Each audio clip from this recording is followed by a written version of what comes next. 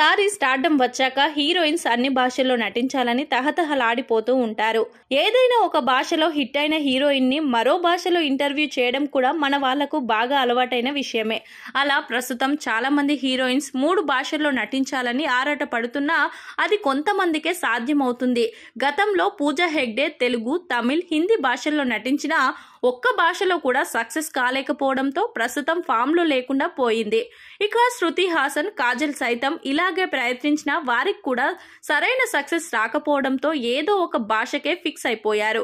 ప్రస్తుతం కియారా అద్వానీ 3 భాషల్లో నటిస్తూ గోల్డెన్ హీరోయిన్ గా మారిపోయింది.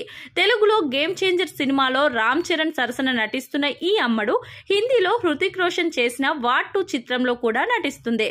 కన్నడలో కూడా ఈ అమ్మడు డెబ్యూ చేయబోతుంది. నిన్న మొన్నటి వరకు ఏ సినిమాలోనూ కనిపించని సాయి పల్లవి ఇప్పుడు బాగా బిజీ అయిపోయింది.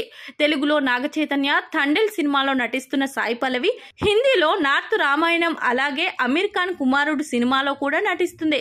ఇక తమిళ్లో శివకార్తికేయన్ సరసన కూడా నటిస్తుంది. లేటు వయసులో బాగా బిజీ అయిపోయింది త్రిష. ప్రస్తుతం తెలుగులో చిరంజీవి సరసన విశ్వంబర చిత్రంలో నటిస్తుంది. ఇక తమిళ్లో అజిత్ సరసన నటిస్తూనే కమల్ హాసన్ థగ్ లైఫ్ చిత్రంలో కూడా నటిస్తుంది. అలాగే మలయాళంలో రామ్ మరియు ఐడెంటిటీ అనే 2 సినిమాలో నటిస్తుంది త్రిష. వరుస విజయాలు సాధించి అదే తోవలో వరుస పరాజయాలు చూసి తెలుగు సినిమా ఇండస్ట్రీ నుంచి మాయమైపోయింది కృతి శెట్టి. ఇప్పుడు ఆమెను కోలీవుడ్ బాగానే ఆదుకుంటుంది. అక్కడ ఏకంగా 3 సినిమాల్లో నటిస్తుంది. దానితో పాటు తెలుగులో మనమే అనే ఒక చిత్రంతో పాటు మలయాళంలో కూడా ఒక సినిమాలో నటిస్తుంది.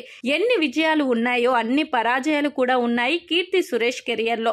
ఇప్పుడు తెలుగులో సుహాస్ తో ఒక చిత్రంలో నటిస్తున్న ఈ అమ్మడు తమిళ్లో 3 సినిమాలో నటిస్తుంది. అలాగే హిందీలో వరుణ్ ధావన్ సరసన కూడా ఒక చిత్రంలో నటిస్తుంది.